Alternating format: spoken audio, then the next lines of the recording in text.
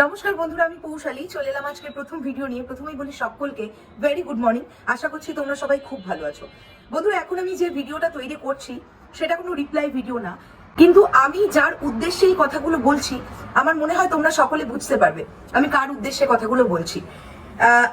এই যে রিভিউয়ারের উদ্দেশ্যে আমি কথাটা বলছি, সে গতকাল রাত্রিবেলা একটি 8 মিনিটের ভিডিও বানায় এবং সে তার ভিডিওতে এই থাম্বনেলে লেখে কমার্শিয়াল মুভি স্ক্যাম, এবং তারপরে সে 8 মিনিট ধরে তার যা যা কথাগুলো বলার আছে সে সেগুলো বলেছিল।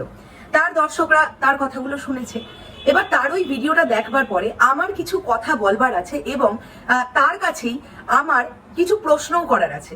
তো আমি এই ভিডিওতে সেই কথাগুলোও বলবো এবং তার কাছে কিছু প্রশ্নও রাখবো। দেখো বন্ধুরা, তোমরা হয়তো সকলেই জানো এরকম অনেক কাজ আসে, এরকম অনেক বাংলা ছবি আসে, এরকম অনেক ছোট ছোট ইন্ডিপেন্ডেন্ট কাজ আসে যেগুলোতে হয়তো তথাকথিতভাবে স্টারেরা থাকে না বা অনেক বড় কোনো প্রোডাকশন হাউস থেকে সেই কাজগুলো বেরোয় না। এবার তোমাদের আমি উদাহরণস্বরূপ চটপট করে 2-3টে কাজের কথা বলে দিই। কিছু মাস আগে একটা সিনেমা এসেছিল, যে সিনেমাটার নাম ছিল কুলপি।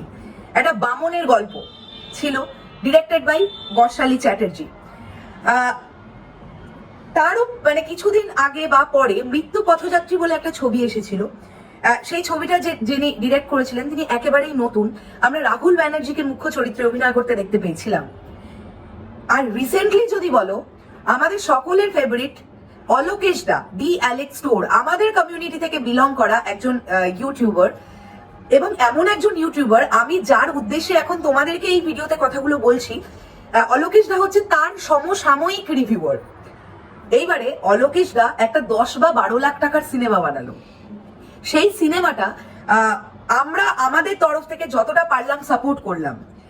আমাদেরকে অলোকেশ দা প্রিমিয়ারে ইনভাইট করলেন, আমরা বিজয়া দশমী জবে থেকে যা যা এলো সেগুলোর আমরা রিভিউ করলাম, কারণ আমরা চাইলাম যে এই ছবিটা অন্তত মানুষের কাছ অব্দি গিয়ে পৌঁছক, মানুষ অন্তত জানুক যে এই নামে কোনো একটা ছবি আসছে। কোথায় ছিল এই যে রিভিউয়ার, এই যে ক্রিয়েটর, যেটাই বলো না কেন, এই যে 8 মিনিট ধরে গতকাল ভিডিওটা বানিয়েছে, সে কোথায় ছিল বিজয়া দশমীর সময়? আমি না হয় কুলপির কথা ছেড়েই দিলাম, বর্ষালী চ্যাটার্জিকে বা প্রোডাকশন হাউসের কাউকে সে চেনে না, তার ইচ্ছে হয়নি, সে সাপোর্ট করেনি, আলাদা কথা। মৃত্যু পথযাত্রীর হয়তো কাউকে চেনে না, সে সাপোর্ট করেনি, কিন্তু অলোকেশ দাকেও কি সে চেনে না? আমার প্রশ্নটা এখানে। সে কি গিয়েছিল ছবিটা দেখতে? প্রিমিয়ারে কি গিয়েছিল? বা প্রিমিয়ারে যদি আমি মেনে নিলাম তার তখন অনেক কাজ ছিল, সে যেতে পারেনি। আজকে ষষ্ঠতম দিন, ছবিটা আজ থেকে 6 দিন আগে এসেছে। তার চ্যানেল থেকে কি কোনো রিভিউ আমরা পেলাম না। এর থেকে কি বোঝা যায়? এই যে মুখে বড় বড় বাতলিংটা আমি মারবো, বাংলা সিনেমা ইন্ডাস্ট্রি কি করলে এগোবে আর কি কি করলে সেটার ক্ষতি হবে, এই সমস্ত বাক্যগুলো তখনই তার মুখে মানায় যে সর্বদা সব রকমের বাংলা কাজকে সাপোর্ট করে।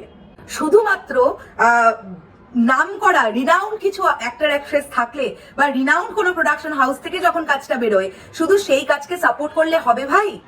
তাহলে কি আর সেই ব্যাপারটা থাকলো? আমার এখানে বক্তব্য একটাই, সে তার পার্সোনাল চয়েস, সে করতেও পারে, সে সাপোর্ট করবে না করবে তার ব্যক্তিগত ব্যাপার। কিন্তু যখন সে সাপোর্ট করছেই না, আমরা কিছু কিছু ব্যাপারে দেখতে পাচ্ছি সে হাত গুটিয়ে ঠুটো জগন্নাথের মতন বসে আছে, তখন তো তার মুখে মানাচ্ছে না যে কমার্শিয়াল ছবি কি করলে এগোবে। গতকাল সে তার ভিডিওতে একটা কথা বলেছে, আমাদের মতন ছোট ছোট কিছু ইউটিউবারদের টার্গেট করে সে বলেছে, আমরা বুঝতে পেরেছি সেটা, যে কমার্শিয়াল বাংলা ছবি একটা ট্রেন্ডে চলছে, কারণ মানুষের মধ্যে খিদে বেড়েছে কমার্শিয়াল ছবি দেখবার জন্য। তাই কমার্শিয়াল ছবি রিলেটেড যে সমস্ত ভিডিও তৈরি হচ্ছে সেইগুলোতে ভিউজ একটু বেশি হচ্ছে।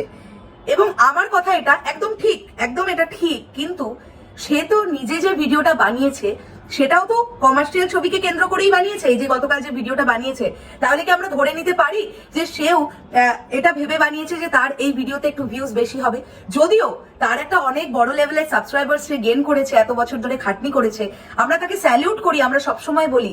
আর আমি যার উদ্দেশ্যে এই কথাটা বলছি এখন, সে আমাদের খুব কাছের এক বন্ধু, কিন্তু বন্ধু মানেই যে তার সমস্ত দিক আমরা আমাদের সঙ্গে মতের মিল হবে এমনটা কিন্তু নয়। আর একটা প্রচন্ড ইম্পর্টেন্ট কথা, গত কিছুদিন আগেই তার একটা ইন্ডিপেন্ডেন্ট শর্ট ফিল্ম এলো, তখন সে পার্সোনালি বেশ কিছু ইউটিউবারদের, বেশ কিছু মিডিয়া চ্যানেলকে সে ইনভাইট করেছিল, কারণ যাতে তার এই কাজটাকে তারা প্রমোশন করে।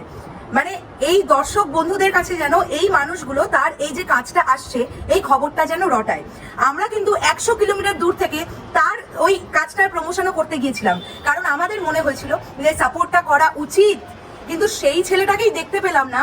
অলোকেশ দার মতন একজন মানুষ, এত নিপাট ভদ্র একজন ভালো মানুষ, যিনি এই ছোট ছবিটা আনলেন বিজয়া দশমী, যেটা প্রথমবার আমাদের কমিউনিটি থেকে কোনো একজন প্রডিউসার হিসেবে তার ছবি বড় পর্দায় মুক্তি পেল, আমরা কিন্তু তাকে দেখতে পেলাম না ছবিটাকে সাপোর্ট করতে আসার জন্য।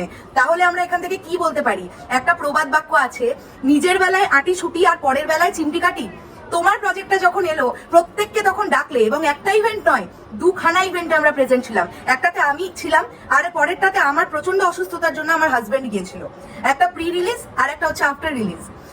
এখন কথাটা হচ্ছে, তাহলে তোমার কাজটা যখন আসবে তুমি তখন সকলকে বলতে পারো যে সাপোর্ট করুন, সাপোর্ট করুন, সাপোর্ট করুন। আর যখন তোমার মতনই আরো একজন একটা কাজ আনছে, তখন কিন্তু তুমি সেই কাজটাকে সাপোর্ট করছো না বস, এটা মানতেই হবে। আমি চলে যাওয়ার আগে একটাই কথা আবারও বলতে চাই, ছোট ছোট কাজগুলোকে সাপোর্ট কেন করা হচ্ছে না? কেন কুলপির মতন একটা ছবি সে হলে দেখতে গেল না? কেন তার চ্যানেল থেকে রিভিউ নেই? কেন মৃত্যু পথযাত্রীর মতন একটা ছবির রিভিউ তার চ্যানেল থেকে নেই? কেন বিজয়া দশমীর মতন একটা ছবি, অলোকেশ দা আমাদের কমিউনিটির একজন, আমরা যে কাজটা করি সেও সেই কাজটাই করতেন বা এখনো করেন, তার ছবিকে কেন সাপোর্ট নয়? কেন নয়? এবার তোমরাই বলো। আমি যেটা বলতে চাইছি আশা করছি তোমরা বুঝতে পেরেছো। আমার ভিডিওটা এখানেই শেষ করলাম।